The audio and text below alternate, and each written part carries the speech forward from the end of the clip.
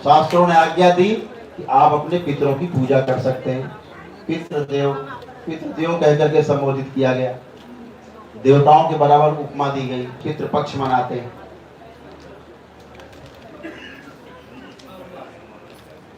और शास्त्रों ने आज्ञा दी कि यह आप पितरों की पूजा कर सकते हैं अपने अच्छाई के लिए, अपनी भलाई के लिए, अपनी बेहतरी के लिए, अपनी तरक्की के लिए। ये आपको रास्ता भी दिखाएंगे, आपके पूर्वज हैं। और इसे सात्विक माना गया। भूत प्रेतों की पूजा जो है तामसिक मानी गई, निकृष्ट मानी गई, निषेध किया गया कि नहीं करना है। लेकिन पितरों की पूजा के लिए बाकायदा पितृपक्ष हम लोग मनाते हैं शास्त्रों की आज्ञा से। तो भूत प्रेत से ऊपर की श्रेणी है पितृ की, हमारे पूर्वज की। तो भूत प्रेत आपके पूर्वज का बाल भी नहीं उखाड़ सकता, और इसीलिए भूत प्रेत कभी दिखता नहीं। भूत प्रेत को आपके पूर्वज नहीं दिखते, भूत प्रेत को आपके पूर्वज दिखते ही नहीं। क्यों नहीं दिखते? भूत प्रेतों की बॉडी फिजिकल पार्ट के साथ साथ एथरिक बॉडी है, और जो आपके पूर्वजों की जो बॉडी है, सूक्ष्म शरीर है, वह एस्ट्रल बॉडी अधिकतम है, और उसमें फिजिकल एटम है ही नहीं, फिजिकल पार्ट है ही नहीं। इतना सूक्ष्म है वो। प्रेत योनि में ही है आपका पूर्वज, प्रेत योनि में ही भूत है, लेकिन दोनों की बॉडी का जो स्ट्रक्चर है, केमिकल स्ट्रक्चर भिन्न है। जो आपका पूर्वज है अति सूक्ष्म है, वह भूत प्रेत को भी नहीं दिखता। जो दिखता ही नहीं उसकी चिकित्सा वो क्या करेगा? उसका नहीं है, वश का कहां से होगा? दिखता ही नहीं, चाटा मार देता है। उसके भूत प्रेत चिल्लाते हैं, यार कोई चाटा मार देता है, मैं इसको हटाओ यहाँ से। वो पूर्वज है आपके ताकतवर, वो दिखते नहीं। जो पले हुए भूत प्रेत उनको चाटा मार देते, तो भूत प्रेत वहां सेवा कर रहे हैं उनकी, तो कहते यार कोई चाटा मार रहा है, इसको हटाओ यहाँ से। तो तमाम पूर्वज यहाँ आते बात करते हैं, हम बालाजी गए वहां से 200 पकड़ लाए उल्टा, हम फला ओझा के यहाँ गए तांत्रिक के यहाँ, वहां से उसे पकड़ लाए 4 ठो, उसी के पकड़ लाए प्रेत, भूत प्रेत। बहुत ताकतवर है, नहीं हो सकता। जब दरबार आपसे कहता है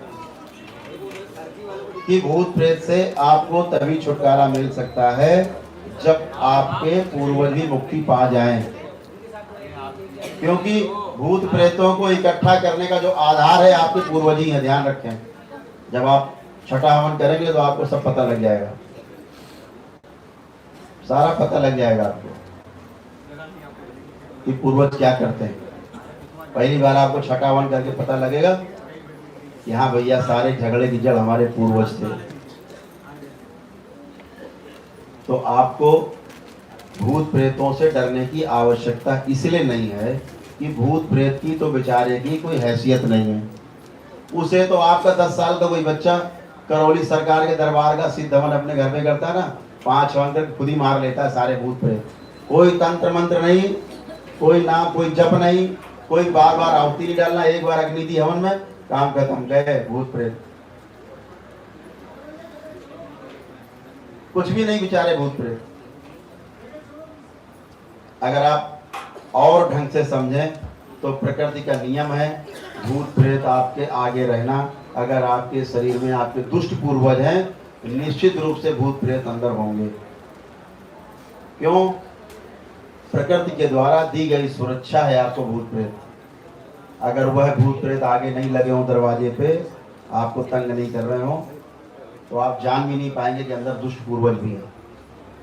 और यही जो दरवाजे पर आपके भूत प्रेत लगे रहते हैं सूक्ष्म शरीर में, ये आपके पूर्वजों को आपको मार के नहीं ले जाने देते। आपको शायद पता नहीं होगा, भूत प्रेतों को ईश्वर ने वह शक्ति नहीं दी कि आपको मार सके, आपको जान से मार सके। यह शक्ति भूत प्रेत के पास नहीं। ध्यान से समझें आप, मार के ले जाने की शक्ति सिर्फ और सिर्फ आपके पूर्वज के पास है। भूत प्रेत आपको तंग कर सकते हैं, जान से नहीं मार सकते। क्यों? बेचारा भूत प्रेत तो अवैध कब्जा करके आपकी बॉडी में घुसा है। आपकी बॉडी में घुस के उसने अवैध रूप से कब्जा कर लिया है।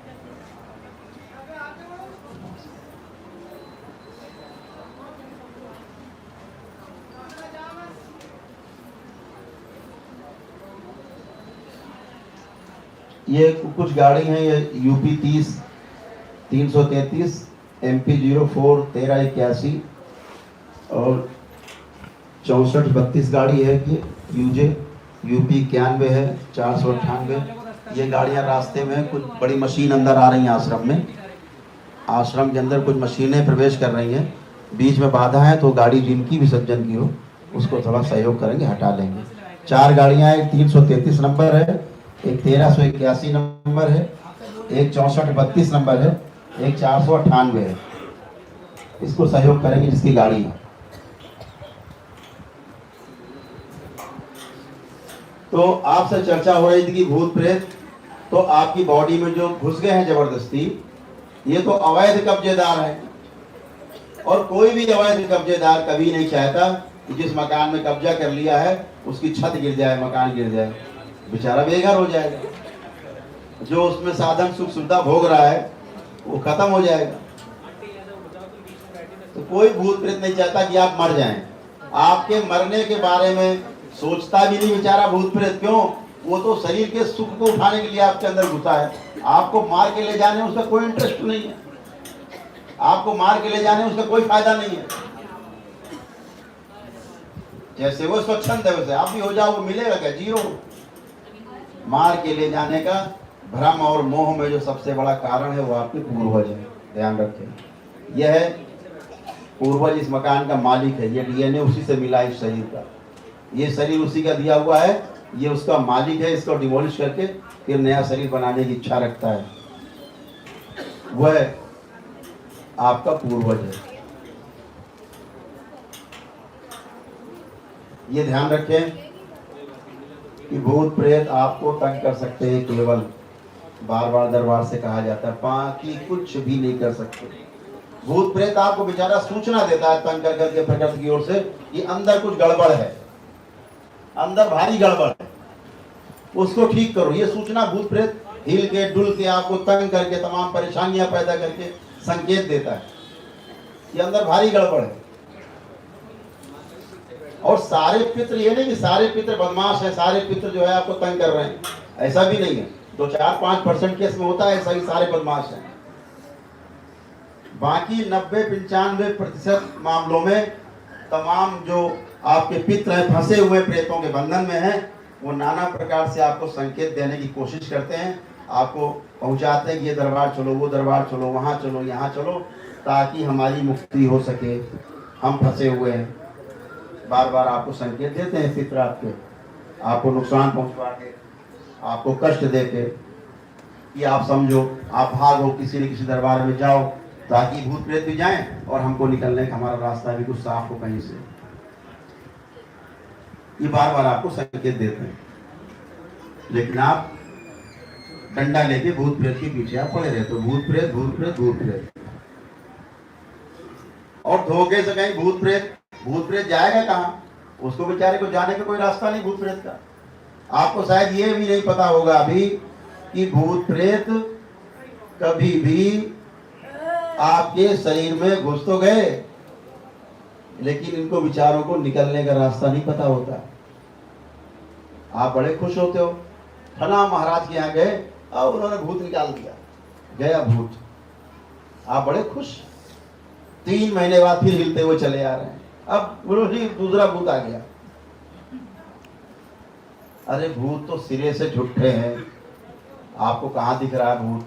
रूप बदलने में माहिर है, इतनी लंबी जीभ निकाल लेंगे बाहर, ऐसे हाथ कर लेंगे, आपको घरे तो काली मैया आ गई, आप तुरंत लेट जाओगे पैरों में। और बहुत तो ऐसे बेवकूफ हृदय से बैठे हैं, सिद्धि बांट देते हैं, अरे मैया आ गई, काली मैया आ गई, जाओ जाओ घर जाओ, अब तुम कल्याण करो सबका। और वो तो खबीस है, वो तो जिन्न है, उसको आपकी कमजोरी पता है कि जीभ निकाल दो, हाथ ऐसे कर दो तो आप गिर जाओगे पैरों में, लेट जाओगे। दुर्गा मैया समझ के, काली मैया समझ। और क्या चाहिए भूत प्रेत को? इससे अच्छा कौन तांत्रिक ओझा मिलेगा, मदारी कौन मिलेगा जो कह दे, अरे अरे खबीस को कह दे घर वालों से, अरे भाई ये तो बहुत बड़ी माता है, इनको ले जाओ घर और ये सिद्धि है, और घर ले जाके सबकी सेवा कराओ, भूत प्रेत भगाओ सबको। अब बताओ क्या चाहिए भूत प्रेत को? यही चाहिए, यही चाहिए। हमारे गांव में अभी कल ही उनको मुक्त किया है। यही गांव में 20 साल से पूजा नहीं थी, ब्रह्मदेव के नाम पे पूजे जाते, पूरा गांव पूछता था बाबा जी ब्रह्मदेव बाबा आ गए, ब्रह्मदेव बाबा आ गए। 20 साल से वो लड़का मेरे सुबह शाम सेवा करता था, पैर दबाता था, सेवा करता था। कभी तो मैंने उससे 1-2 बार कहा, हमने यार बेटा तुम जिसकी पूजा करते हो, तुम गांव भर जाते हो, खबीस है बेटा। उन्होंने कहा कि अरे वो तो जो बताता है काफी सही सही बता देता है। तो हमने कहा भविष्य की पूछ के देखना, भूतकाल तो भूत बता ही देगा, काम ही उसका भूतकाल में रहता है, बता देगा भूतकाल की बात। देवी देवता ऐसे नहीं कि आपको तंग करें, उनको देवी देवता को आपके ऊपर आगे झूमने की आवश्यकता नहीं है। देवी देवता को आपका शरीर बिल्कुल प्रिय नहीं है। और ध्यान रखें, देवी देवता कभी शरीर के अंदर नहीं आ सकते, आभा देते हैं, आभा, दूर खड़े होकर आभा, उनकी आभा से ही आदमी आलोकित होकर के देवी देवताओं जैसा काम कर सकता है, उनकी शक्तियों को प्रकाशित कर सकता है, उनकी शक्तियों से काम कर सकता है। लेकिन उसके लिए बहुत ही पवित्र मन चाहिए, देवी देवता जैसा ही मैच, एकदम मैच बॉडी चाहिए। जरा भी अनमैच हुई, देवी देवता आप वहां आने नहीं, उनको क्या लेना देना आपसे। तो यहाँ वो 20 साल पूजा कराते रहे, फिर एक दिन वो खुद ही आ गए सर पटकते हुए। तो हमने पूछा भाई कौन से ब्रह्मदेव हो? नहीं मैं कबीर हूं। अभी कल ही सब खत्म हुए उनके, चले गए सब, एक पूर्वज बचा, विनाश हो गए। 10,000 की भीड़ इकट्ठा करे, खा जा रहे हैं पूरे परिवार की ऐसी तैसी कर। आप पूछते रहते हो, जीभ निकाल दी, आप पूछने लगे, हाँ हिल गए, हाँ कालका मैया आ गई, कालका मैया आ गई, और ये देवी जी आ गई, ऐसे आ गई, ऐसे आ जाते देवी देवता। सब बेवकूफ बनाने वाली बातें। परिणाम से जानिए, हमेशा बातों से नहीं, परिणाम से परीक्षा कीजिए, शब्दों से नहीं। आप परिणाम से ही समझें कि कुछ है या नहीं है। परिणाम नहीं निकलता, आप समझ लीजिए बेवकूफ बना रहा है ये आदमी। कैसे पहचानेंगे? आप कहते हैं मैं सच बोलता हूं, ये तो शब्द है, और आप बोलते दिन भर झूठ है, आप पकड़ा जाएंगे परिणाम से, ये तो झूठा है। ये बोलता है केवल कि मैं सच बोलता हूं, दिन भर बोलता झूठ रहता है। और ना भी बोले कोई मैं सच बोलता हूं, फिर भी दिन भर सच बोलता है, अपने आप ही आप जान जाएंगे उसके आचरण से परिणाम। तो ये जो भूत प्रेत हैं, ये आपको मार नहीं सकते, आपको डरा सकते हैं, भयभीत कर सकते हैं, आतंकित कर सकते हैं। 17 तारीख को ले जाएंगे, अब नवंबर में 30 तारीख को ले जाएंगे, अब जनवरी आएगी, सर्दी में उठा ले जाएंगे, बचेगा नहीं, मार देंगे।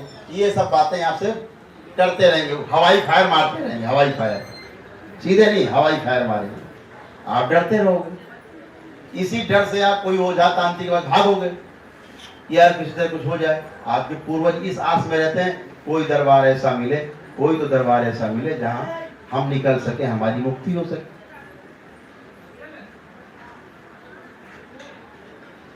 हर पूर्वज आपको तंग नहीं करता, ध्यान रखें, पूर्वज भी तंग रहता है। पूर्वज की मृत्यु के समय का जो कष्ट है, जब वह आपके शरीर पर रहता है, वही कष्ट आपको महसूस होता है। आप यहाँ रोज देखते होंगे, यहाँ प्रतिदिन 7 हवन करके आने वाले लोग, जो 7 हवन करके एक अमावस्या कर लेते हैं, उसके बाद उनका एक पूर्वज बचता है, 1 महीने के लिए रखा जाता है, 1 महीने के लिए उसके कष्टों दर्दों को दूर किया जाता है, आप ठीक हो जाते हैं। आप भी, आपको लगता है मुझे तो कुछ नहीं। जिस पूर्वज को कैंसर था, मोह में भ्रम में वो सबसे आगे आपके पास है। तो ध्यान रखें, आपको कैंसर होने से दुनिया की कोई ताकत बचा भी नहीं सकती। अगर आपका पूर्वज पैरालाइज था, लकवा मारा हुआ था, वह मोह और भ्रम में सबसे आगे आपके ऊपर है। आप ध्यान रखिए, आपको लकवा होने से कोई दुनिया की ताकत बचा नहीं सकती। अंधा था तो आप अंधे होंगे, बहरा था तो आप बहरे होंगे, गूंगा था तो आप गूंगे हो जाएंगे, ये ध्यान रखिए। दिन भर आप यही देखते हैं, दिन भर हमारे सामने सब ऐसे केस आते हैं। जैसे मैं अंधे को बाहर करता हूँ, जिसको नहीं दिखता उसको दिखाई देने लगता है तुरंत। इतने तो करता हूँ, कोई जादू करता हूँ क्या यहाँ? मैं यहाँ कोई जादू मंत्र, मुझे पता ही नहीं जादू मंत्र क्या होता है, मुझे तो श्लोक नहीं पता। रामायण की चौपाई नहीं पता मुझे, मैंने पढ़ी नहीं कभी रामायण, गीता, उपनिषद, शास्त्र, वेद, पुराण हमने कुछ नहीं पढ़ा कभी। हमने सिर्फ पढ़ा है अपने गुरुदेव को, इसके अलावा कुछ नहीं पढ़ा, पता ही नहीं मुझे।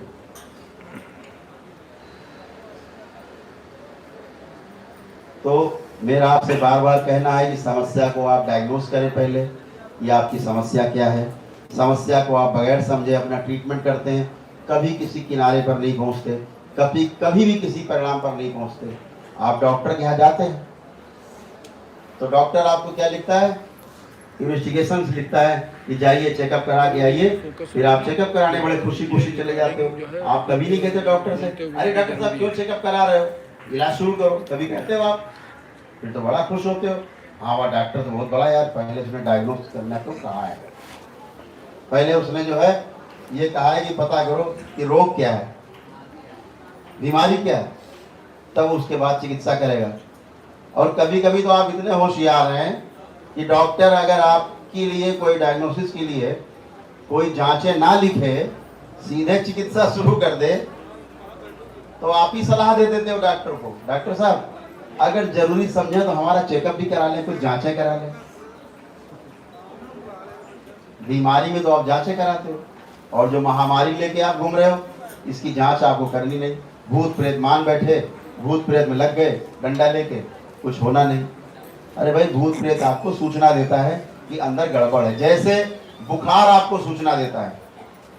बुखार कोई रोग नहीं है, बुखार आपको ये सूचना देता है कि आपके शरीर में कुछ गड़बड़ है, कहीं इन्फेक्शन है या पेट में कब्ज है या कुछ अंदर ही गड़बड़ियां हैं शरीर में। आप चेकअप कराएं, ठीक करें इसको, उपवास कर लें, अशुद्धियां जल जाएं। आप क्या करते हो, टिकिया खा के बुखार को मार देते हो। बुखार क्यों आ गया, बुखार खत्म करो, बुखार बेचारा चला जाता है, फिर आता है महीने 2-4 महीने बाद बुखार, फिर सूचना देता है, फिर आप टिकिया खा लेते हो, फिर बुखार दब जाता है। और बुखार तो सूचना दे रहा है, आप बुखार को ही मार देते हो। जैसे आपके खेत में कोई गाय चल रही किसी की, एक आदमी सूचना देने आए, भैया तुम्हारे खेत में गैया घुस गई हैं, तो जो सूचना देने आया है आप डंडा लेके पहले उसी को कूट दो, उसी गिरा लो, मार के बेहोश कर दो, तो गाय थोड़े ना चली जाएगी, गाय तो चढ़ जाएगी खेत आपका। यही हाल, आप बुखार को मार ले तो फिर बुखार क्या करता है पता है, फिर बुखार ये करता है जान लेता है बहुत होशियार आदमी, जब चालू आदमी है, फिर ऐसा बुखार बन के आएगा, आप टिकिया ने इंजेक्शन लगाओ तभी बुखार नहीं जाएगा, उसको कहते हैं टाइफाइड। फिर भी नहीं मानोगे तो टीबी हो जाएगी, तपेदी, और उसके बाद भी नहीं मानोगे तो कैंसर हो जाएगा, राम नाम सत्य हो जाएगा। यही हाल भूत प्रेत का है। भूत प्रेत बेचारा आपको सूचना देता है, चिल्ला चिल्ला के, हिल के, झुल के, गाली बक के, मार डालूंगा, काट डालूंगा बोल के, भैया अंदर गड़बड़ है, आपके पूर्वज अंदर बदमाशी कर रहे हैं, गड़बड़ी है। आप भूत प्रेत के पीछे डंडा लेके पड़ जाते हो। भूत प्रेत कुछ दिन के लिए शांत हो जाता है, मारपीट के शांत क्या हो जाता है, क्रॉस ब्लड लाइन में घुस जाता है। अभी तो जो तमाम डुबकी बजा रहे हैं यूट्यूब पर बैठ के, ये ठीक कर दिया, ठीक कर दिया, मैं तो कहता तमाम दरबारों के लोग आते हैं यहाँ, बैठे ही हैं, घाट घाट का पानी पी के लोग बैठे हैं। अगर अभी हम दिखाएं ईमानदारी से कि बालाजी के दरबार कितने लोग गए होंगे, हाथ उठाएं लोग, हाथ उठाइए, बिल्कुल निसंकोच उठाइए। बालाजी दरबार कितने लोग गए हैं, स्थित, हाँ हाथ उठाए रहिए। ये हाल है, हाथ नीचे कर लें। आप सुनते रहते दिन भर डिस्कोर्स, मैक्सिमम लोग परेशान, झूठी किंवदंतियां। भूत प्रेत की चिकित्सा कैसे करेगा, कर ही नहीं सकता। अरे भाई तंत्र के देवता, आप इतने लोग बैठे, सब सनातन धर्म जुड़े हुए लोग हैं, कोई एक देवी देवता ईश्वर का नाम बताइए जिसके साथ भूत प्रेत रहते हो, शिव जी को छोड़ के, भगवान शिव को छोड़ के ऐसा कोई देवी देवता ईश्वर बताइए जिसके साथ भूत प्रेतों की सेना रहती है, बताएं कोई है एक आदमी बताने वाला? नहीं है। भगवान शिव की तो उपासना करेंगे आप। आपको अंग्रेजी पढ़नी है तो अंग्रेजी के टीचर के पास आप जाएंगे ना, कि उर्दू पढ़ाने वाले के पास चले जाएंगे। आपके अगर दांतों में दर्द है तो आप कहाँ जाएंगे? डेंटिस्ट के पास, दांतों के डॉक्टर के पास, कि पेट के डॉक्टर के पास चले जाएंगे? आप यही करते हैं। दर्द है दांतों में, जाना चाहिए डेंटिस्ट के पास, आप चले जाते हैं कार्डियोलॉजिस्ट के पास, हृदय रोग विशेषज्ञ के पास जा रहे हैं। क्यों? बहुत बड़ा डॉक्टर है तो हृदय रोग विशेषज्ञ, बहुत बड़ा डॉक्टर है। दांतों में दर्द है आपको, पता ही नहीं कहाँ जा रहे हैं आप, क्या कर रहे हैं आप, आपको पता ही नहीं है। समस्या पूर्वजों की है, चले जा रहे हैं भूत प्रेत वालों के पास। निकाल दो भैया, भूत प्रेत निकलता नहीं। मैंने आपको बताया, भूत प्रेत एक बार जिसके शरीर में घुस जाते हैं, निकलने का रास्ता उनको नहीं पता होता है, ध्यान रखें। इसीलिए दरबार में, करौली सरकार का दरबार ऐसा दरबार है जहां एक बार आने के बाद आपके पूर्वज भी यहाँ बंध जाते हैं। आपके प्रेत, जो भूत प्रेत है, वो तो आपके घर में ही बंध जाते हैं। आप यहाँ आए हो ना, आपके भूत प्रेत बंधे हुए आए यहाँ पर, यहाँ बांधने की आवश्यकता नहीं है। किसी न किसी ने आपके घर में वीडियो जरूर देखा होगा करौली सरकार का, और वीडियो देखा, किसी ने भी देखा है परिवार में, ब्लड लाइन में किसी ने, जिसका डीएनए एक है, पूरे डीएनए का, जिसका सेम डीएनए है, उसके भूत प्रेत अपने आप बंध जाते हैं। यहाँ आते हो, आपके पूर्वज बांधे जाते हैं। ये पहला दरबार, एक लौता दरबार धरती पर जहां पर भूत प्रेत खुले नहीं घूमते किसी के। आपके भूत प्रेत उसमें नहीं, उसके भूत प्रेत आप में नहीं, ऐसा कभी नहीं होता यहाँ, क्योंकि सब बंधे हुए, खुला कोई नहीं घूमता। ये पहला दरबार, और ये पहला दरबार, ये भूत प्रेत खुलेंगे तभी, ये पूर्वज खुलेंगे तभी जब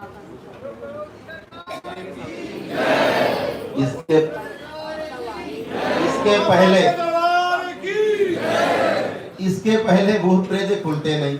लगा लो जोर, जोर लगा लो, जितना लगाना है, सारे जोर लगाते रहते हैं, जब तक बंधे रहते हैं बेचारे, खुलने का जुगाड़ नहीं, बना ही नहीं, रास्ता ही बना खुलने का।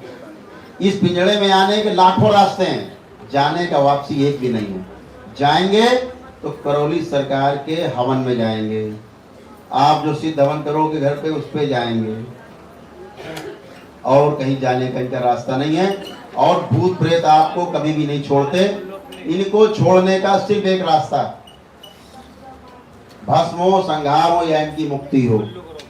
तीनों ही मामले में प्रेत योनि छूट जाती है और कोई अगले योनि में जन्म मिलता है। जब तक भूत प्रेत की, आपके पूर्वजों की योनि नहीं बदलती, तब तक आपको ये नहीं छोड़ते, ध्यान रखो। ये आपकी ब्लड लाइन में घूमा करते हैं, और जो क्रॉस ब्लड लाइन है आपकी, वो सबसे खतरनाक है। जो क्रॉस ब्लड लाइन है वो सबसे ज्यादा खतरनाक है। जैसे स्त्रियां हैं, आपके घर में पत्नी शादी होके आती है, स्त्री दूसरे घर से,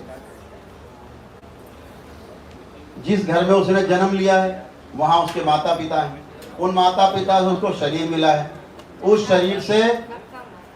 शरीर में उसके डीएनए संरचना है, और हर डीएनए में उसके पूर्वज रहते ही रहते हैं। पूर्वज कहाँ जाएगा? जब मैं ये कहता हूं कि धरती पे 700-750 करोड़ मानव है, सब में भूत प्रेत हैं, तो इसी आधार पे कहता हूं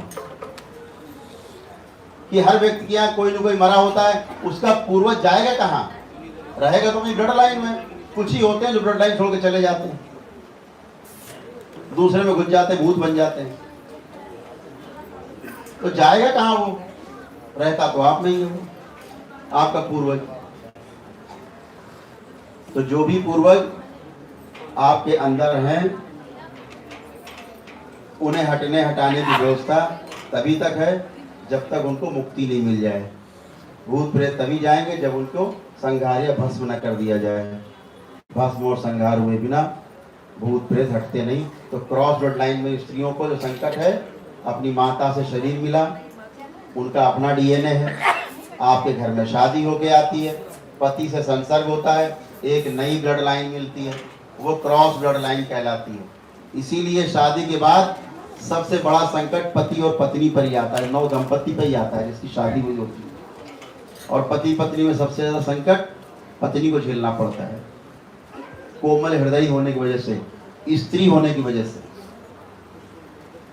लोग कहते हैं ना कि वो औरतों में भूत प्रेत ज्यादा क्यों आते हैं। पुरुषों से कहना चाहूंगा, अगर आप स्त्री होते और रात में गली घाट चलते तो आपको पता लगता। अभी निर्धुम होके चले आते हैं ना आप रात में अकेले सन्नाटे में, अभी रात के अकेले सन्नाटे में अंधेरे में आप पुरुष हैं, चले आते हैं आराम से घर वाले भी निश्चिंत रहते हैं। जरा अपनी बहन को, अपनी पत्नी को रात के अंधेरे में भेज के देखो 5 किलोमीटर कि चली जाओ, जरा वहां सो के आ जाओ, भेजोगे? नहीं भेजोगे। यही आदमी से बड़ा राक्षस कोई नहीं, अज्ञानता से बड़ी कोई राक्षसता नहीं। मरने के बाद केवल शरीर ही छूटता है, राक्षस नहीं छूटता, राक्षस बना रहता है। और उसकी पहली पसंद है आदमी की स्त्री, भोग की वस्तु समझता है, स्त्री में कब्जा करना चाहता है। इसीलिए मरने के बाद भी जो भूत प्रेत है पहली पसंद उसकी स्त्री है, ध्यान रखें। इसीलिए स्त्रियों पर ज्यादा आते हैं।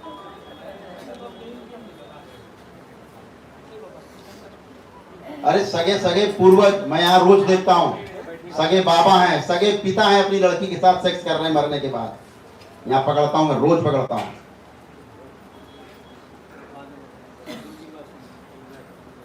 भाई है, भाई कर रहे हैं, भाई सगे भाई सेक्स बहन के साथ प्रेत योनि में जाने के बाद। ये अज्ञानता है। यहाँ बैठ के देखता हूँ, रोज बात करता हूँ बैठ के। अभी आप भूत प्रेत को पीछे सोच रहे हैं, भूत प्रेत भूत प्रेत भूत प्रेत।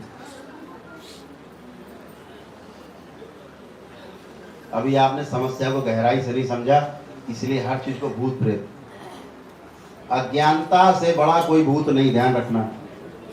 अज्ञान से बड़ा कोई भूत है नहीं। ज्ञान आ जाए वही देवी देवता है। अज्ञानता में जूझ रहे हैं। और बहुत से पूर्वजों को तो यही नहीं पता कि वो आपके पूर्वज भी हैं। बेहोशी में मरे, कोमा में मरे, मरते समय कोमा में थे, बोल बंद हो गया है, आंखें खुली, दिख नहीं रहा, फिर भी कुछ नहीं, बात नहीं कर पा रहे हैं। वो जानते ही नहीं कि आपके कौन है। हम यहाँ याद दिलाते हैं, शक्ति देते हैं उनको देखने की, सुनने की, समझने की। तब वो कहते, रोते हैं, अरे मैं तो इसका बाबा हूं, मैंने सब बर्बाद कर दिया। तो पूर्वज कथा बहुत लंबी। तो ये जो क्रॉस ब्लड लाइन है, वो पत्नी के मायके वाले जितने भूत प्रेत पूर्वज हैं आपकी ब्लड लाइन में शादी के बाद, और आपके जो पूर्वज प्रेत हैं वो उसकी ब्लड लाइन में, ऐसे क्रॉस ब्लड लाइन हाईवे बन जाता है। यहाँ के वहाँ, वहाँ के यहाँ, वहाँ के यहाँ, यहाँ के वहाँ, जिसकी जहाँ मर्जी है, 2 लात वहाँ मारी, जिसकी जहाँ मर्जी है आपका दूध ढकेल दिया, जिसकी मर्जी है आपको जीने ढकेल दिया, यही चलता रहता है। और फिर आपकी माता का ममाना, ममाने का ममाना, ऐसे करके तमाम क्रॉस ब्लड, हजारों क्रॉस ब्लड लाइन है। कितने प्रेत मारोगे आप, भूत मारोगे, कितने भगाओगे? दूसरे आ जाएंगे वहां पे, एक भगाओ दूसरा खड़ा है, दूसरा भगाओ फिर तीसरा खड़ा है, तीसरा भगाओ चौथा खड़ा है। आप 10,000 मार डालो, 10,000 मार कहाँ डालोगे? ब्लड लाइन छोड़ देगा आपकी, दूसरे में घुस जाएगा। अगर एक आदमी यहाँ से पिटता है तो कहीं और जाएगा, जहाँ नहीं पिटना की वो होगी, जहाँ पिटने लगेगा फिर छोड़ देगा वहां। भागने का कोई रास्ता नहीं है। भूत प्रेत जाता कहीं नहीं, रहता ब्लड लाइन में। क्रॉस ब्लड लाइन से आपकी ब्लड लाइन छोड़ देगा, दूसरे में घुस जाएगा। जाएगा कहाँ? ओझा कहते हैं मार दिया, कहाँ मार दिया? कहीं कुछ नहीं मार बढ़ दिया। जब तक योनि परिवर्तित नहीं हो जाती तब तक ये कहीं नहीं जाते, अगला जन्म जब तक इनको न मिल जाए। और ये सिर्फ होता है करौली सरकार के दरबार में। हर क्षण मुक्ति और हर क्षण संहार, ये सिर्फ करौली सरकार के दरबार में ही होता है धरती पर, और कहीं नहीं होता। इस धरती पर एकमात्र दरबार है जहां आपके भूत प्रेतों के खात्मे के साथ साथ आपके पूर्वजों को मुक्ति भी मिलती है। ऐसा कोई दरबार आपने धरती पर सुना भी हो कि जहां आपके भूत प्रेत समाप्त होते हो, भस्म संहार होते हो, उसके बाद आपके पूर्वजों को मुक्ति मिल जाती है। आपसे पूर्वज आपके बात करते करते जाते हैं, सारे बात करते करते हुए आपसे सारे जाते हैं। ऐसा कोई दरबार आपने सुना हो तो मुझे बता दो, मैं भी जाके वहां दर्शन कराऊंगा उस पुण्यात्मा के। अभी तक नहीं। क्यों? ये दरबार सजाया हमारे परम पूज्य गुरुदेव पंडित श्री राधा रमण जी मिश्र ने, और हमारी गुरु माता माता कामरू कामाख्या ने ये दरबार सजाया। यहाँ पर शिव और शक्ति एक साथ मौजूद है, एक साथ विद्यमान है, जिसके कारण यहाँ हर क्षण मुक्ति और हर क्षण संहार है। उसका नाम करौली सरकार का दरबार है।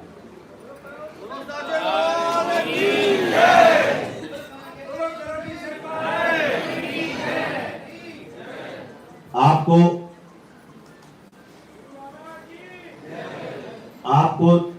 जब आप यहाँ आते हो तमाम प्रश्न मन में रहते हैं, बहुत जगह से ठगी विद्या होकर के आती है। कुछ बताओगे उनके पास एक नया जवाब तैयार है। आप बताओगे गुरु जी ये प्रॉब्लम, अरे नहीं अभी ये तुम्हारी समस्या वो समस्या, पता कुछ है नहीं, अंधे हैं, दिख रहा नहीं है, बोलते जाएंगे, अनुमान के आधार पर आपसे बोलते जाएंगे, आप मजबूर है सुनने के लिए। इस दरबार के नियम बिल्कुल गणित के जैसे हैं, एकदम गणित के जैसे नियम। 5 हवन किए, प्रेत बाधा हमेशा हमेशा के लिए समाप्त। 5 हवन करके आप आते हैं, संकल्प लेते हैं, डीएनए में रहने वाले प्रेत यहाँ पे माताएं संहार करती हैं उनका। 6ठा हवन करते हैं, आपके पूर्वज सारे खुलते हैं, आपसे बातें करते हैं। और जब आप 6ठा हवन करके यहाँ आते हैं तो दुष्ट पूर्वजों का संहार होता है। 7वां हवन करके अमावस्या में आप आते हैं, आपके सभी बचे हुए पूर्वजों को मुक्ति मिलती है। एक पूर्वज आपका छोड़ा जाता है, आपके पितृपक्ष का। उसकी अगली अमावस्या में आते हैं, उस बचे हुए पूर्वज को भी मुक्ति मिल जाती है। इस प्रकार आप सभी भूत प्रेतों से, अपने पूर्वजों से मुक्ति पा लेते हैं, उनको मुक्ति दिला देते हैं, और आप और आपका परिवार सुख समृद्धि पूर्वक जीवन यापन करते रहता है। ऐसी छोटी सी प्रक्रिया है। बहुत से लोग यहाँ इस गणित के नियम को चैलेंज करते हैं। अभी इसी अमावस्या में भी किया, रोज ही करते रहते हैं लगभग, लेकिन अमावस्या में, अभी पिछली अमावस्या हुई 27 तारीख को, दीपावली अमावस्या, हजारों लोग थे। तो पहला कार्यक्रम होता है यहाँ कि जो भी आप आए हैं, आपके सभी पूर्वजों को मुक्ति मिल जाए। 7 हवन करके आने वालों को ही केवल अलाउ है अमावस्या में। आप भी ध्यान रखें, आप भी कभी आएंगे तो ध्यान रखें, अमावस्या में अगर आप आए तो आपने 7 हवन कर लिए हैं, तभी आपको अमावस्या के कार्यक्रम में आना है, अन्यथा आपको नहीं आना है। ध्यान रखें, जो भी आप कर रहे हैं अपना कार्यक्रम करते जाएंगे। जब आपके 7 हवन हो जाएं तो आपको अमावस्या में शामिल होना है। तो 7 हवन करके आप आते हैं, आपके सभी पूर्वजों को मुक्ति मिलती है, को रखा जाता है। क्यों रखा जाता है पूर्वज? अब आपके मन में प्रश्न होगा। जो पुराने लोग हैं वो जानते हैं, जो पुराने लोग हैं 7 हवन कर चुके हैं, बैठे हैं, कोई हाथ उठाएंगे? ठीक, ये 7 हवन वाले एक आवाज है, बताएं कि अगर 7वां ये जो बचा पूर्वज वो भी साथ में निकाल दिया जाए तो क्या होगा? मृत्यु हो जाएगी। मृत्यु हो जाएगी। ये सबको पता है, सबने देखा है, इसलिए आखिरी पूर्वज एक रखा जाता है। तमाम मदारी यूट्यूब पे कहते हैं अरे वो एक पूर्वज वो क्यों रख देते हैं? अरे भाई तुम्हें पता भी है कुछ साइंस पूर्वजों की? पूर्वज हमारा, हम उसके डीएनए हैं, सेम डीएनए, सेम स्ट्रक्चर।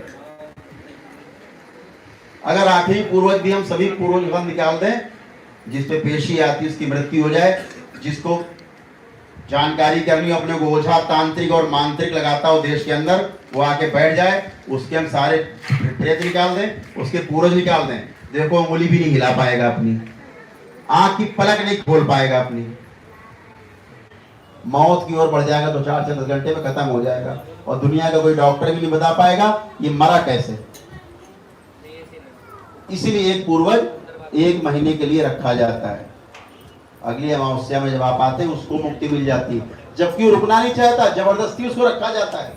हर 10 दिन में 5 दिन में आपको लिवा लाता है आश्रम बहाने बना के, बस पहुंचता है यहाँ गुरु जी मुक्ति, वो दिन भर मुक्ति मांगता रहता है। अब अकेला बचा कोई आदमी, इतने लोग आप बैठे हो, आपको अकेले छोड़ दिया जाए किसी एक को, हम सब चले जाएं, कहते हैं आएंगे, अब आप आएंगे ही नहीं।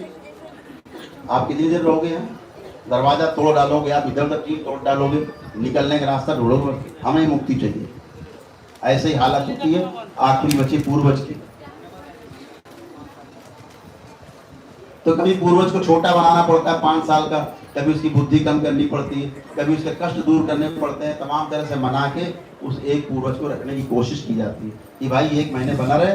तो जो एक पूर्वज इसलिए रखा जाता है, जैसे आप कहीं गाड़ी से जा रहे हैं, 4 बदमाश मिल जाए, आपकी गाड़ी छीन लें, गाड़ी पकड़ जाए, बदमाश पकड़ जाए, वो जेल चले जाए, पुलिस आपकी रस्सी खोले और कहे अब ठीक है गाड़ी चला के घर जाओ। आप गाड़ी घर चला के जा सकते हो क्या? नहीं जा सकते।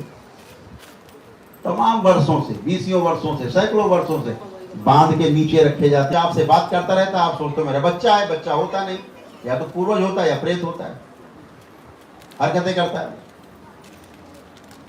और जब ये सब चले जाते हैं तो जीवन की गति आपकी रुकी होती है। जिसका शरीर होता है उसकी गति उस जीवन की रुकी होती है, वो नीचे अंगूठे से ऊपर चल नहीं पाता। आपका पूर्वज जो बचा हुआ होता है वो आप उसको सहयोग करता है, चलाने की कोशिश करता है पूरी बॉडी में।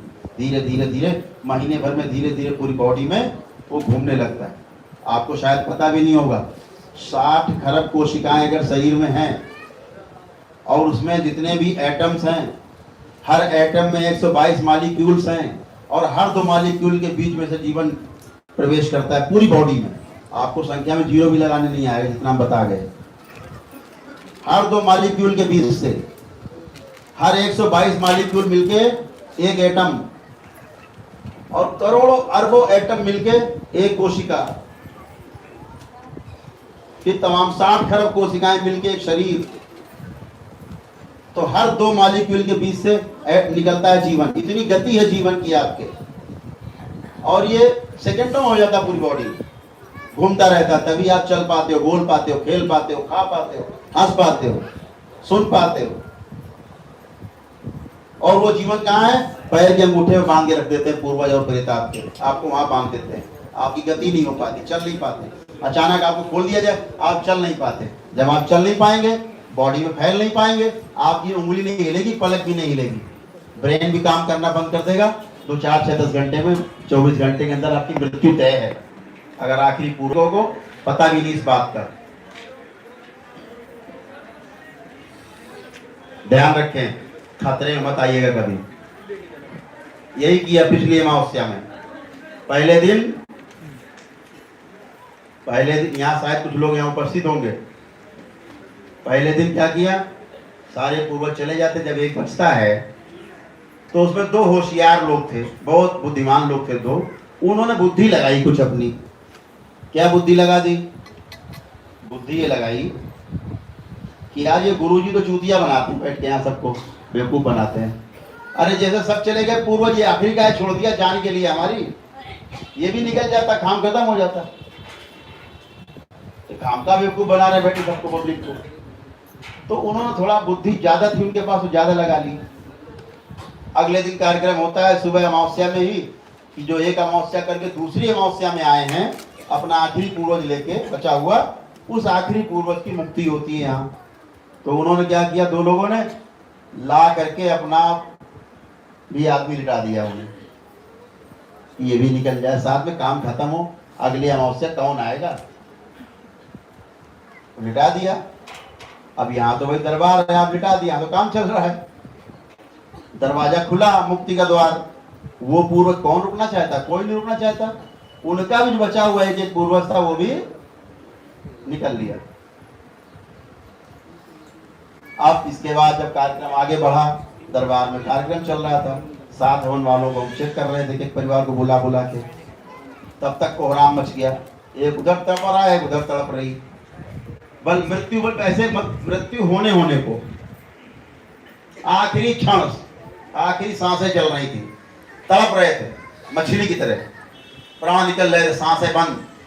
परिवार वाले भागे, उनको पता लग गया, अरे यार गुरुजी इसका मतलब सही कहते हैं, आखिरी निकल जाएगा तो मर जाएंगे। अब कुछ लोग भाग के आए, यहाँ स्वयं सेवक लोग थे, भाग के आए दरबार के, जो लोग ठीक हो चुके हैं साथ हवन वाले, उनको पता है। तो उन्होंने पूछा क्या हो गया, कैसे हो गया? तो उन्होंने कहा हमने जाके वहां लिटा दिया था, लगता आखिरी वाला भी निकल गया। तो भाग के मेरे पास आए, लोगों ने बताया, तो हमने देखा कि वो तो शरीर खाली है, पूर्वज है ही नहीं। मैं कहा पूर्वज क्या चला गया? या गुरुजी वहां लिटा दिया था हमने सोचा इसको भी निकलवा दें। निकल लिए, हमने कहा अभी भी निकल लेगी, इनका भी टाइम हो गया निकलने का। मरता क्या ना करता, फिर उनके ननिहाल से एक एक पूर्वज ला करके अलग अलग, उनका ननिहाल से लाए, दूसरे का ननिहाल से लाए, बॉडी में डाला, तब उठ के बैठे, तब उन्हें होश आया, तब उन्हें जान में जान आई, तब सांस छूटना बंद हुई। इसके बाद भी हमने कहा इनको थोड़ा ले जाओ अस्पताल, अस्पताल अब ले जाओ, तुमने कार्यक्रम बढ़िया बना लिया। तो कभी भूल के, आप सबसे अनुरोध है, कभी भूल के ऐसी हरकत मत करना। करौली सरकार के दरबार के नियम बिल्कुल गणित के जैसे हैं। बताया जाता है जब 5 हवन में ये होगा तो वही होगा, वही होता है। 6 हवन के बाद ये होगा तो वही होता है, वही होगा। 7 हवन के बाद ये होता है, वही होगा। ध्यान रखें, ओझा और तांत्रिक का दरबार न समझें आप, ओझाई हो भगतई का, तंत्र मंत्र वाला दरबार न समझे। ये दरबार है भगवान भोलेनाथ का, माता कामाख्या का। आग में जाओगे जल जाओगे, ध्यान रखना। जितना कहा जाए उतना करो, अपनी बुद्धि लगाने की कोशिश मत करना। इसीलिए दरबार के सिद्ध हवन में किसी बाहर के पंडित जी को बुला के हवन नहीं कराया जाता, मैं भी नहीं करता। आपको स्वयं को करना होता है, क्योंकि आप पंडित जी को बुलाओगे हवन के लिए, पंडित जी उसमें अपनी बुद्धि लगाएंगे जरूर, और आप कहीं के कहीं पहुंच जाओगे। इसलिए इस दरबार का हवन भी ऐसा सिद्ध हवन है, कोई मंत्र जाप नहीं, कोई बार बार आहुति नहीं, कोई ज्यादा आपका ताम झाम नहीं। 10 साल का बच्चा भी चाहे तो वो भी कर लेता है, और भूत प्रेत मार लेता है 5 हवन करके खुद ही। तो ध्यान रखिएगा दरबार के नियमों का। मैं हमेशा कहता हूं, आपके अंदर धैर्य हो तभी करौली सरकार के दरबार की चिकित्सा करना, और नहीं तो दरबार में वहां बाहर दंडवत कर लेना, बाबा को प्रणाम कर लेना, पैर छू लेना, कह देना बाबा जी मैं गलती से दरबार में आ गया था, अभी जो गंडा पहन के काम चला लूंगा। आप ताबीज पहन के काम चलाओ दरगाह की, काफी आराम मिलेगा आपको, मिल ही रहा है और मिल जाएगा। तो ध्यान रखें, धैर्य बहुत आवश्यक है इस दरबार में। आप ये ना सोचें हमने 7 हवन के लिए बस हो गया काम खत्म, अब ठीक हो गए, ये भ्रम में मत रहना। 7 हवन करने के बाद अमावस्या में आना होता है, जहां आपके एक पूर्वज को छोड़ के बाकी सबको मुक्ति दी जाती है। जिस पूर्वज को आप चाहते हो कि मेरा ये पूर्वज रुक जाए, बाकी सब मुक्त हो जाए, वही पूर्वज आपका रुकता है, बाकी सबको मुक्ति मिल जाती है। फिर उसको मुक्ति दिलाने के लिए अगली अमावस्या में आना होता है, ताकि वह भी मुक्ति पा जाए, क्योंकि आपका शरीर सेटल हो चुका होता है, एनर्जी जो इम्बैलेंस थी वो बैलेंस हो जाती है। तो दरबार के अपने नियम हैं, नियम आपकी सुरक्षा, आपका स्वास्थ्य, आपकी सुख और समृद्धि को ध्यान में बनाए गए, पूजनी बाबा जी द्वारा बनाए गए, पूजनीय माता जी द्वारा नियम बनाए गए। मैंने कोई नियम कानून नहीं बनाए, ये नियम कानून मेरे बनाए नहीं, ध्यान रखें।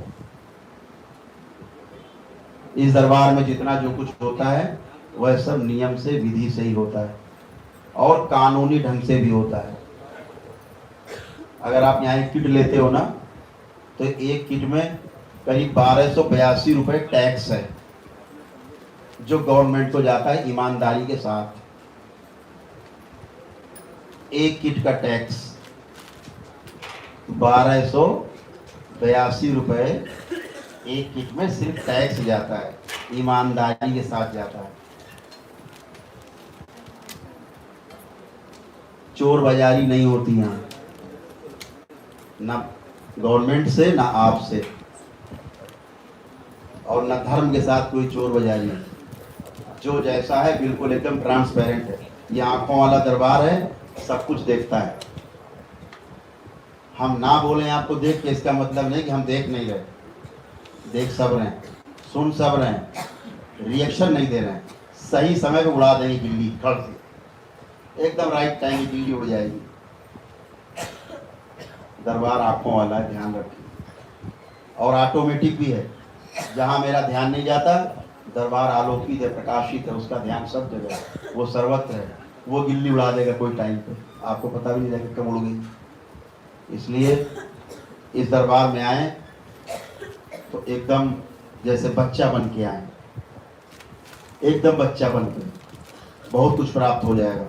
एक बच्चा आता है ना आपके सामने, आपके पास जगह नहीं होती बैठने की, फिर आप गोद बिठा लेते हो। एक बड़ा आदमी आता है, हटो हटो करता है, आप कहाँ बैठोगे, जगह कहाँ है, पीछे चलो। बच्चा बन के कोई बच्चा आता है, आप जगह नहीं होती, गोद में बिठाते हो। भगवान श्री कृष्ण ने गीता में एक अध्याय उसमें कहते हैं, भगवान श्री कृष्ण से अर्जुन कहते हैं, अर्जुन कहते हैं ऐसा कोई प्रश्न नहीं है जो मैंने आपसे नहीं किया। अपनी समझ में जितने प्रश्न हो सकते थे संसार में जीवन के, मैंने वह सारे प्रश्न आपसे किए हैं। फिर भी अगर कोई ऐसा प्रश्न रह गया हो जो मैंने ना किया हो, मेरी स्मृति में ना आया हो ऐसा प्रश्न, तो हे प्रभु वही प्रश्न आप स्वयं कर दें और उसका उत्तर भी दे दें। भगवान श्री कृष्ण ने कहा, तुमने बिल्कुल सही कहा अर्जुन, एक प्रश्न रह गया तुम्हारा, एक ऐसा प्रश्न है जो तुमने अभी तक नहीं किया।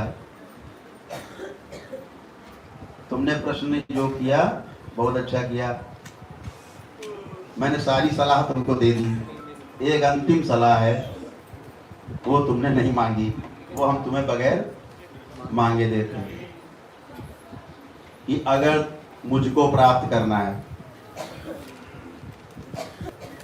अपने जीवन की तो बेहतरी चाहता है,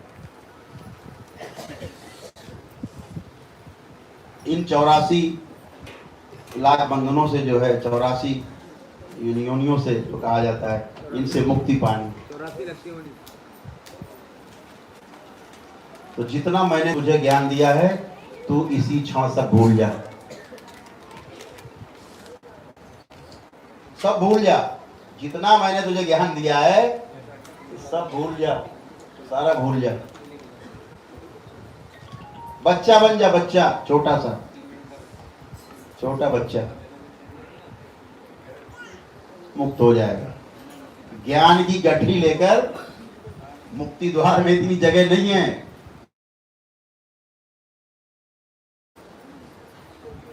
गठरी यही छोड़नी पड़ेगी।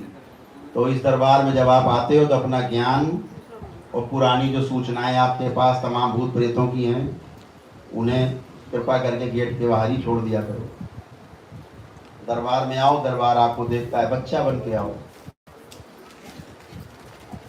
नहीं मैं कलेक्टर हूँ, बहुत लोग आते हैं, कमिश्नर, बहुत लोग आते हैं, कमिश्नर साहब आए, मैं कहते बैठाओ, कमिश्नर साहब आए तो बैठे। आदमी है कि नहीं है, वो है तो आदमी, बैठो, जैसे सब बैठे अभी बैठे। हम तो आपसे बात करने के लिए इतने ऊंचे के बैठे हैं, हम भी बराबर ही बैठते हैं आपके, हमें कोई दिक्कत नहीं। हम तो जमीन बैठने वाले आदमी, बैठे इसलिए कि आप देखना चाहिए, फिर आप कोई खड़ा हो जाएगा देखने के लिए, तो इधर खड़ा हो जाएगा, इसलिए ऊंचे बैठ गए ताकि सबसे बात हो सके, कोई खड़ा ना हो, सबसे आंखों में आके आई कांटेक्ट हो सके। कोई छोटा बड़ा नहीं, जीवन के रूप में कोई छोटा बड़ा नहीं।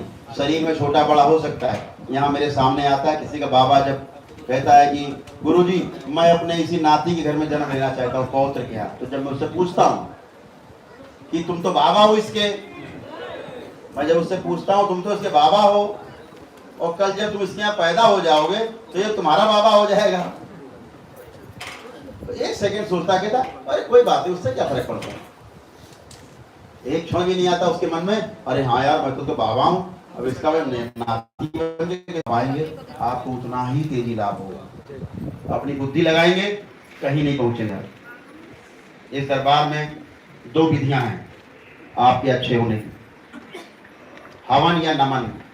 हवन करे बगैर भी आप अच्छे होते हैं, ध्यान रखें, हवन नहीं करते हैं तब भी आप अच्छे होते हैं।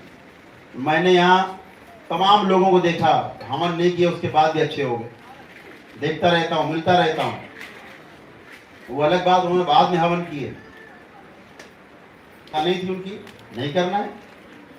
यहाँ कभी दरबार से नहीं कहा जाता, इतने लोग बैठे हैं कि आप हवन करो। हवन के लिए कभी किसी को पुरुष नहीं किया जाता। जो आपकी इच्छा, आपकी बुद्धि, आपके विवेक का मामला है। हर जगह लिखा हुआ है, उधर लिखा है, इधर लिखा है। आपकी इच्छा, आपकी बुद्धि, आपका विवेक, आपकी श्रद्धा और आपकी क्षमता पर आधारित है। हवन एक दरबार की विधि है, वैदिक विधि है, इसलिए सूचना के रूप में आपको बताई जाती है। बताना अधिकार है, दरबार का फर्ज है। हवन से कोई अलग नहीं होता है। हवन से सिर्फ इतना ही होता है कि आप एक निश्चित समय अवधि में स्वस्थ हो जाते हैं, बस। 5 हवन किए, भूत प्रेत खत्म। हवन का सिर्फ इतना ही मतलब है, निश्चित विधि है ये। 5 हवन किए, भूत प्रेत खत्म। चाहे 5 हवन 5 दिन में कर डाले आपने, चाहे 5 हवन 5 महीने में किए, भूत प्रेत की बाधा समाप्त हो जाती है। 5 हवन के बाद आपके पूर्वज खुलते हैं छठे हवन में। और आपसे बार बार आग्रह किया जाता है, ध्यान रखें, सूचना के रूप में बार बार आपको बताया जाता है कि जो लोग भी हवन की प्रक्रिया में जाएंगे आगे, 7 हवन में से छठा हवन सबसे अधिक संवेदनशील होता है। 5 हवन करके आप घर में 10 दिन रुके रहें, कोई बात नहीं, चलेगा, उसके बाद आप आ सकते हैं, कोई काम फंसा हो। लेकिन छठा हवन करने के बाद 72 घंटे से ज़्यादा आपको नहीं रुकना है।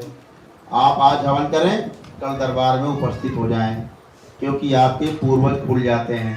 और पूर्वजों के बारे में मैंने आपको बता दिया, मार के ले जाने की शक्ति पूर्वज के अंदर है, बीमार कर देने की शक्ति उसके अंदर है। आपके अंदर तो सुसाइडियल थॉट्स आते हैं ना, मर जाने की इच्छा, ये प्रेत आपको कभी नहीं देता। ये थॉट्स, ये विचार कभी प्रेत आपको नहीं देता कि आप मर जाओ।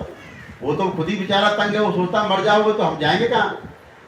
मर जाने के जितने विचार आपको आते हैं, आपके पूर्वज ही देते हैं, ध्यान रखो। जब कभी आपका पूर्वज प्रकट हो, पूछ लेना, बताएगा आपको। मरने मारने का ख्याल सिर्फ पूर्वज के। तो छठा हवन करके आपको रुकना नहीं है, छठा हवन करके आपको दरबार में आना है सीधे। अगर आपकी यात्रा 2-3 दिन की कहीं हो, दूर से आते हो, तो आप और संकल्प में अगले दिन शामिल हो जाए। लेकिन ऐसा कभी मत करना कि आपका रिजर्वेशन 14 तारीख को है, आप 6 तारीख को, 8 तारीख को, 10 तारीख को आपने हवन कर लिया छठा, कि बोले चलो 14 को चलेंगे। ऐसा बिल्कुल मत करना, खतरे में पड़ सकते हो, ध्यान रखना। और 5वां हवन करके कभी भी आप आ सकते हो संकल्प के लिए। छठ, अगर आपने 7वां हवन नहीं किया है तो कृपा करके आपको अमावस्या में नहीं आना है, ध्यान रखिए। 7वां हवन करके ही आप उस परिसर में प्रवेश पा सकेंगे, जब 7 हवन आप कर चुके होंगे तभी। और ध्यान रखें एक बात और, कभी आप इस धोखे में न रहना कि आपने 6 हवन किए, आप बता दो मैंने 7 किए हैं। आपके मस्तक पे निशान बन जाता है सूक्ष्म, 7 हवन करने के बाद, जो हम लोग यहाँ बैठ के देखते हैं। जब एक पूर्वज बचता है तो दूसरा निशान बन जाता है। जब सभी पूर्वज चले जाते हैं, कुछ नहीं बचता, तो एक अंतिम निशान बन जाता है, जो बाहर गेट में बना हुआ है। हम लोग यही देख लेते हैं। आप धोखेधड़ी नहीं कर सकते दरबार के साथ, आंखों वाला दरबार है, ध्यान रखना।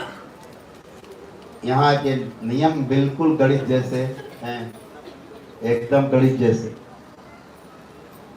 गणित जैसे ही नियम है।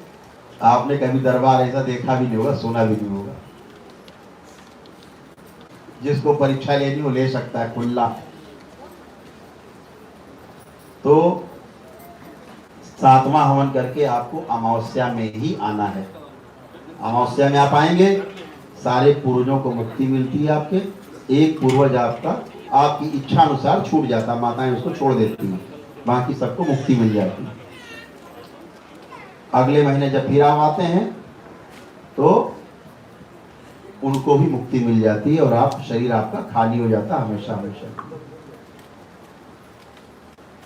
ये आपको ध्यान रखना है।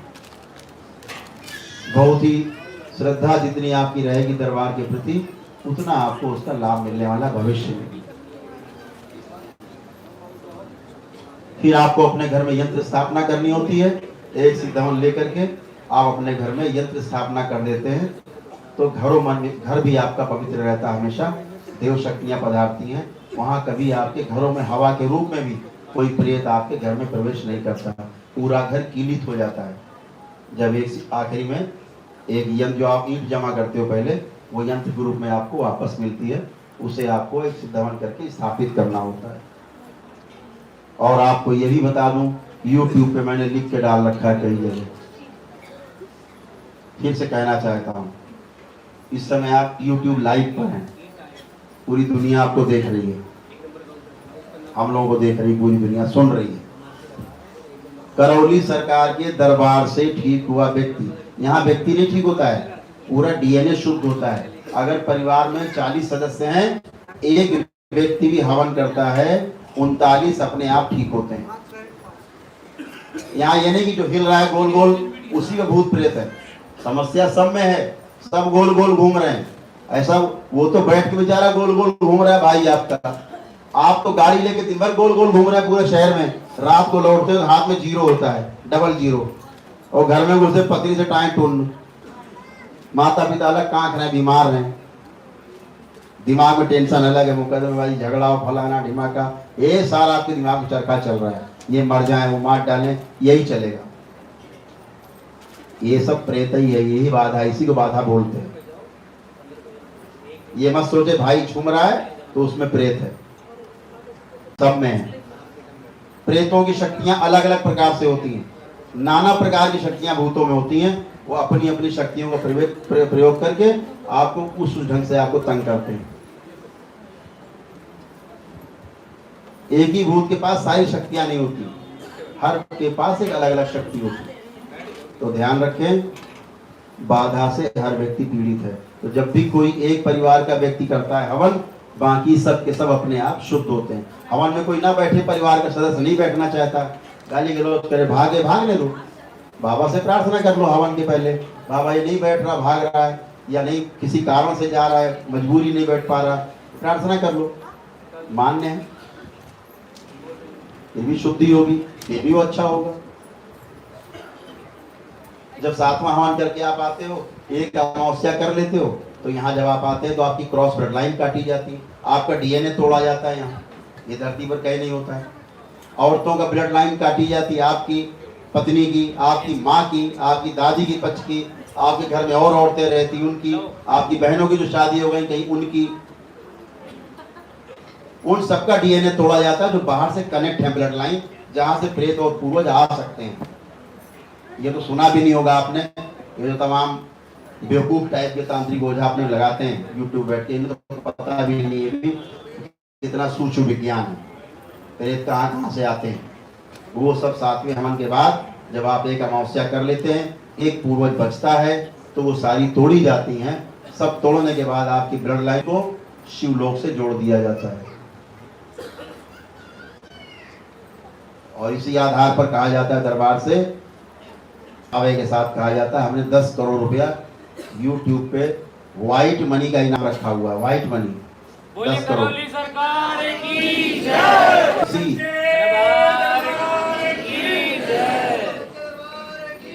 किसी तांत्रिक में, किसी ओझा में, किसी दरबार में दम हो, तो करौली सरकार के दरबार से ठीक हुए भक्त के शरीर में, उसके खानदान में, बच्चे से लेके बुजुर्ग तक में एक प्रेत घुसड़ के दिखा दे, 10 करोड़ का इनाम रखा है YouTube पे खुला।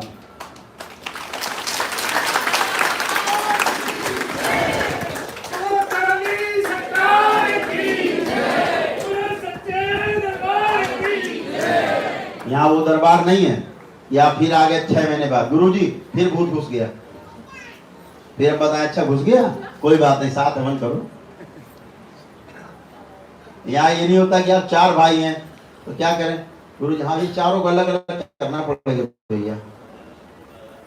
वो अलग रहते हैं, गुजरात में रहते हैं, एक कलकत्ता में रहता है, यहाँ रहता है, विदेश में रहता है, हाँ चारों अलग अलग करेंगे तभी स्वस्थ हो। ऐसा कुछ भी नहीं है। दुनिया के किसी कोने में कोई भी रहता हुआ आपके परिवार का, आपका सारे अच्छे होते हैं, सब मुक्त होते हैं भूत प्रेत से और आपके सभी पूर्वज मुक्त होते हैं। बस इतना रहता है कि अगर आपका भाई अलग रहता है और उनकी पत्नियां उनके साथ में, बच्चे उनके साथ हैं, उनकी पत्नी की जो ब्लड लाइन नहीं कटी होती है, एक बार आके दरबार में उसको मत्था टेकना होता है और आप बता दें गुरुजी ये हमारे भाई भाभी हैं, ये हवन में नहीं शामिल हुए, कभी दरबार नहीं आए, आ जाएं। 1 सेकंड लगता है, पत्नी की क्रॉस ब्लड लाइन काट दी जाती है। जो प्रेत पूर्वज पत्नी के पक्ष के उनके भाई उनके घर में घूम रहे होते हैं वो वापस चले जाते हैं, नहीं जाते हैं, माताएं संहार कर देती है, हवन नहीं करना होता है, इतना सा शेष रह जाता है। विधि है, बाकी कहीं से भूत प्रेत घुसने का कोई जुगाड़ है नहीं। वो तो आपका पूर्वज बताता है, आखिरी में बचता है जो एक, ये कोई भूत प्रेत नहीं बचे, 5 हवन में खत्म हो गए, ना घुसने का कोई रास्ता बचा, सब बताते हैं। आपका पूर्वज बताएगा आपको, मैं थोड़ा ना बताऊंगा, मैं तो किसी से कहता भी नहीं कि आप हवन करो, ये तो आपकी इच्छा, आपकी बुद्धि, आपका विवेक का मामला, करना ना करना आपको ही तय करना है। ये ऐसा दरबार है जहाँ चिकित्सा आपको अपने हाथ से स्वयं करनी है। यहाँ कोई आपका हवन नहीं करवा रहा बैठ के यहाँ पे कि हम बैठ के हवन करवा रहे हैं, दरबार के लोग आपको हवन छूछा कर रहे हैं आपके साथ। यहाँ कोई तंत्र मंत्र जादू टोना नहीं होता, ये दरबार है। यहाँ की जो शक्तियाँ अखंड हैं और भगवान भोलेनाथ और माता कामाख्या की शक्तियाँ यहाँ पर एक साथ उपस्थित हैं। ये वो स्थान है जहाँ से तंत्र शुरू होता है और गोल गोल घूम के जहाँ पे तंत्र खत्म हो जाता है आके, ये वो स्थान है। तो स्वतः चिकित्सा होती है, आप स्वयं ही कर लेते हो, अपने को स्वयं अच्छा कर लेते हो, अपने परिवार को अच्छा कर लेते हो और आप सुख समृद्धि से अपना अपने परिवार के साथ जीवन व्यतीत करते हो। तो आपसे आग्रह बार बार यही कहना चाहूँगा, अंतिम 2 आग्रह आपसे। अभी आपका संकल्प होगा, संकल्प लेने के बाद आप लोग यहाँ से एक एक करके निकलेंगे। प्रेत आपके पहले से बंधे हुए हैं, पूर्वजों को बांधने की प्रक्रिया होगी अभी। जब आप संकल्प लेके यहाँ से निकलेंगे, अपने पैर के पंजों को खोले रहेंगे तो हम लोग अंगूठा देख के जान सकें कि आपके पूर्वज बंध गए कि नहीं। जिसके नहीं बंधे होते उनको हम रोक लेते हैं और पुनः से उनको बांध के फिर आपको जाने देते हैं। फिर आपको जो भी आपने तय किया हो क्या करना है वो आप ही को करना है, वो आपको अपने अनुसार करना है। यहाँ से निकलेंगे, भंडारा वहाँ तैयार है, शुद्ध देसी घी का भोजन बनता है बाबा के। जब भी बाबा जब शरीर में भी थे, चाहे 10 आदमी आए चाहे 100, भोजन उनका शुद्ध देसी घी में ही बनता था। आज भी दरबार का जो यहाँ पे भंडारा होता है, महीने में 5 भंडारे होते हैं, 4 शनिवार 1 अमावस्या निश्चित है। वर्ष में करीब 63 भंडारे होते हैं, 63, और सब शुद्ध देसी घी से होते हैं, कोई रिफाइंड इस्तेमाल नहीं होता। और जो भी प्रसाद बना है यहाँ पे रूखा सूखा, यहाँ से निकलते जाएंगे, वहाँ अपना प्रसाद ग्रहण करेंगे। प्रसाद ग्रहण करके अपने घर की ओर आप लोग जाएंगे। जो भी आपने तय किया अपनी चिकित्सा कैसे करनी वो आपको करना है। लेकिन एक बात का आपसे आग्रह है कि जो कुछ भी आपको कहना है, जो भी आपने दरबार से कहने आप आए हो, आपकी समस्या है, मुझसे कहने से कोई आपको लाभ होगा नहीं। मैं कोई तंत्र मंत्र नहीं जानता, मैं पहले आपको बता चुका। मैं कोई ओझा भगत नहीं, कोई तांत्रिक नहीं, मैं कोई ज्ञानी नहीं तो मैं आपको ज्ञान बांटूं। जो कुछ भी दरबार में है हमारे परम पूज्य गुरुदेव हैं और हमारी गुरु माता है। आपको जो भी कहना है, वहाँ 3 त्रिशूल माता के दरबार में गड़े हैं, उन्हें आप पकड़ करके अपने मन की बात अपने परिवार के साथ कह सकते हैं, वो सुनते हैं। जब आप हवन की प्रक्रिया में चले जाते हैं, दोबारा आपको त्रिशूल पकड़ के कहने की आवश्यकता नहीं पड़ती। आप कहीं धरती के किसी भाग में बैठे हैं, आंख बंद करते हैं, बाबा या माता को याद करते हैं और जो भी आप कहते हैं आपको परिणाम सेकंडों में आपको मिलता है। ये आप ध्यान रखें। तो जो भी कहना वहाँ कहना है। आप मुझसे कोई बात कहोगे समस्या अपनी, मैं बदले में 2 बातें आपसे कहूँगा, हवन करो या नमन करो। यही 2 विधियाँ हैं, तीसरी कोई हिडन विधि नहीं है छुपी हुई कि दरबार के लोग यहाँ जो बैठे, यहाँ कोई पेड लोग नहीं बैठे, कोई सैलरी वाले नहीं है। यहाँ वही लोग हैं या तो ठीक होके बैठे साथ हवन करके, वो सेवा में बैठे सब लोग। ये बच्चे हैं सेवा कर रहे हैं, ये कोई दरबार के कोई पेड लोग, कोई नौकरी वाले लोग नहीं हैं। आप ही की तरह से भक्त हैं बाबा के या ठीक हुए लोग हैं, वही लोग यहाँ बैठे हैं आपके पास। तो ये कोई आपसे कहें कि नहीं पीछे के रास्ते से आ जाओ और गुरुजी आपको हवन करा देंगे स्पेशल वाला, तो आपको 51,000 रुपये जमा करा दो या 1 लाख रुपया, तो आपका ये स्पेशल हवन हो जाएगा और आप जो है तुरंत ठीक हो जाओगे। ऐसा यहाँ पे कोई भी विधि नहीं है। कि मैं आपसे कहूँ कि छिपकली की पूंछ ले आओ और वो सांप का अंडा ले आओ और फलाना ले आओ दिमागा ले आओ जो आपको मिले ना, तो ये सब यहाँ नहीं होता। यहाँ राजा रंक फकीर सबके लिए यही विधि है, हवन या नमन। जिसकी जो क्षमता हो, जो श्रद्धा हो, विश्वास आस्था हो, बुद्धि विवेक कहे, वो आपको करना है। अंतिम आग्रह आपसे करना चाहूँगा, संकल्प लेने के बाद जब यहाँ से निकलेंगे तो कृपा करके यहाँ बैठे किसी के पैर नहीं छुएंगे। मैं पहले दिन से देखता हूँ यहाँ पे आपके अंदर बहुत श्रद्धा रहती है, आप बहुत श्रद्धा के साथ यहाँ आते हो। सुबह से वर्कशॉप में आप 10 बजे आ जाते हो, 9 बजे, और अभी समय 2:30 बजने जा रहा है दोपहर का, तो आप 5-6 घंटे आप व्यतीत करते हो पूरी वर्कशॉप में। डेली वर्कशॉप होती सुबह 10 बजे से और 2 बजे तक चलती है, और बिना वर्कशॉप किए किसी को एडवाइस नहीं किया जाता कि आप कोई अपनी चिकित्सा करो। पहले कहा जाता बैठ के आराम से सुनो, करना क्या है समझो, पहले है क्या समस्या तुम्हारी उसको समझो, उसके बाद कोई चिकित्सा आपको करनी है। तो बहुत श्रद्धा आपके अंदर होती है। मैं देखता हूँ कि बाहर लोग लेट जाते हैं, अपने कपड़े खराब कर लेते हैं, चरणों में लेट जाते हैं, पूरा जमीन में लेट जाते हैं, मिट्टी पूरे कपड़ों में लग जाती है। मुझे भी लगता है कि मैं भी लेट जाऊँ इसके सामने, इतनी श्रद्धा मेरे अंदर पैदा होती है। लेकिन अब क्या करें, 100 लोग लेटते तो मैं भी 100 जगह लेटूंगा तो लोग पागल समझ लेंगे, यार तो सब जगह लेट के कपड़े खराब कर दिए। तो ऐसे लेटने की जरूरत नहीं है। आपकी श्रद्धा मन में है, हम उसे हृदय से स्वीकार करते हैं, बहुत दिल से स्वीकार करता हूँ। मैं भी आपके प्रति बहुत प्रेम रखता हूँ, बहुत श्रद्धा रखता हूँ आपके प्रति। जैसे आप हैं बिल्कुल वैसा ही मैं हूँ। अपने से मुझ में कोई आप फर्क ना समझें, कोई मुझे बड़ा ना समझे अपने से आप कि आप पैर छूते हैं। आपको जो भी श्रद्धा प्रदर्शित करनी है, चरण छुएं, पूजनी बाबा जी को आप यहाँ पे चरण वंदन करें, आप दंडवत करें, प्रणाम करें, पूजनीय माता जी को वहाँ दरबार में करें, ये उनके प्रति श्रद्धा करें। मुझे आप दूर से प्रणाम कर लेंगे, मैं समझ लूँगा आपने मेरे चरण छू लिए। और जब आप 7वां हवन करके आते हैं तो मैं आपसे मिलता ही हूँ, आपसे बैठ करके 10 मिनट 15 मिनट किसी से आधा घंटा बात करता हूँ। आपकी समस्या का निवारण करने के बाद तब आपको भेजता हूँ। फिर भी कोई समस्या शेष रहती है फिर मिलता हूँ। 7 हवन करके आने वालों के लिए मैं प्रतिदिन सुबह बैठता हूँ, शनिवार को छोड़ के सुबह से देखना शुरू करता हूँ 7 हवन वालों को। 10 बजे से देखना शुरू करता हूँ, 1 बजे तक देखता हूँ 7 हवन वालों को, और उसके बाद फिर आप लोग जो नए लोग आते हो उनके साथ बातचीत करता हूँ। फिर शाम को देखना शुरू करता हूँ 5 और 6 हवन वालों के संकल्प के बाद फिर 7 हवन वालों को देखना शुरू करता हूँ। तो 7 हवन वालों के लिए प्रायोरिटी ये है कि वो पके हुए फल की तरह होते हैं, जिसे ज़्यादा देर रखा नहीं जा सकता। उससे हम मिलते ही हैं, उससे हम बात करते ही हैं, और उससे अच्छा दरबार करता ही है। तो बहुत श्रद्धा से, बड़े विश्वास के साथ आप आए, आपने बहुत धैर्य से हमारी बातें सुनी, इसके लिए आप सभी को बहुत बहुत धन्यवाद देता हूँ कि आप लोगों ने बातें सुनी। और आने वाली है, अभी सूचना है, कल वही ज्ञान बन जाएगा आपका। भस्मो संगार हो, आपके पूर्वजों को मुक्ति मिले, आपके परिवार में सुख समृद्धि आए, इन्हीं मंगल कामनाओं के साथ आप सबको सादर नमन करता हूँ, प्रणाम करता हूँ आपके अंदर बैठे ईश्वर को। बहुत बहुत धन्यवाद। अब आप लोग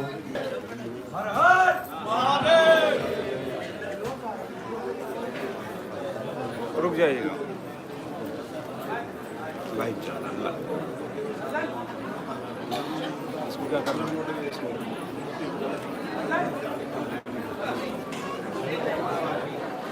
सभी लोग खड़े होंगे और संकल्प लेना है। संकल्प के बाद फिर आप लोग जैसा बताया गया वैसा ही करना है आपको। सभी लोग संकल्प के लिए तैयार हो जाएं। सभी लोग खड़े हो जाएंगे जो खड़े हो सकते हैं।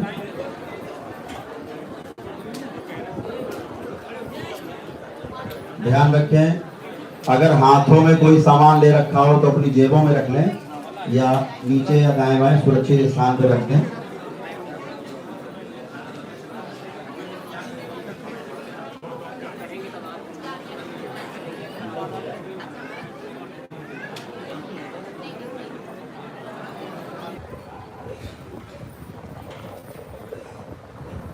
जो भी आज पहली बार लोग आए संकल्प ले रहे हैं, हृदय में भगवान भोलेनाथ को ध्यान करते हुए परम पूज्य बाबा जी को प्रणाम कर लें, गुरु माता जी को प्रणाम करें,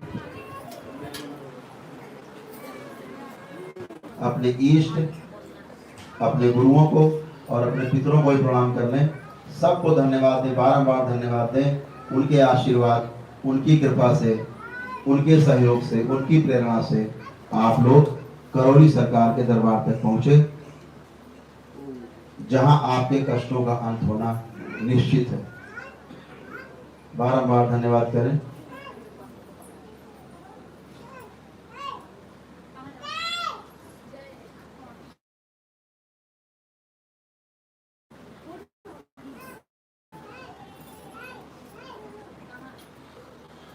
पुनः से भगवान भोलेनाथ को ध्यान करें हृदय में।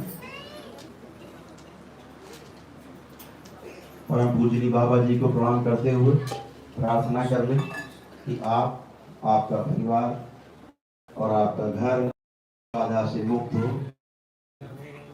आपके दुष्ट पूर्वजों से आपको छुटकारा मिले और आपके अच्छे पूर्वजों को मुक्ति मिले तथा आपके परिवार में सुख समृद्धि आए। ऐसी प्रार्थना और कामना कर लें। आपके पास 30 सेकंड का समय है, इसके बाद संकल्प शुरू होगा।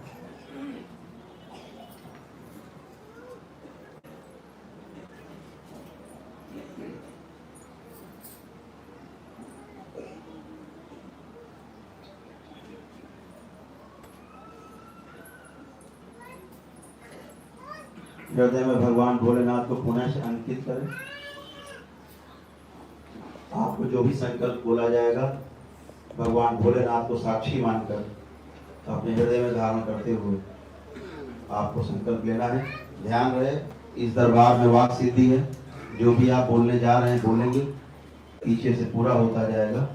इसके लिए आपको अपने हाथ दोनों नीचे करने, सामान्य अवस्था में जैसे खड़े होते हैं वैसे खड़े रहेंगे। हाथ की मुट्ठियां खोल देनी है, आंखें बंद करनी है, आंखें बंद रहेंगी। 3 संकल्प हैं, तीनों संकल्प तक आपकी आंखें पूरी बंद रहेंगी। आंखें नहीं खोलनी है, जब तक ना कहा जाए तब तक आंखें नहीं खोलनी है। आंखें बंद, दोनों हाथ की मुट्ठियां खुली हुई, हृदय में भगवान भोलेनाथ को ध्यान करते हुए मेरे साथ इस संकल्प को दोहराएं। हरि हरि। पूजनीय बाबा जी, आपके आशीर्वाद और आपकी कृपा से हम सभी आपके दरबार में उपस्थित हैं। मैं और मेरा परिवार तथा मेरा घर रेत बाधा से पूरी तरह कैसे कट रहा है? ग्रस्त है। आपसे प्रार्थना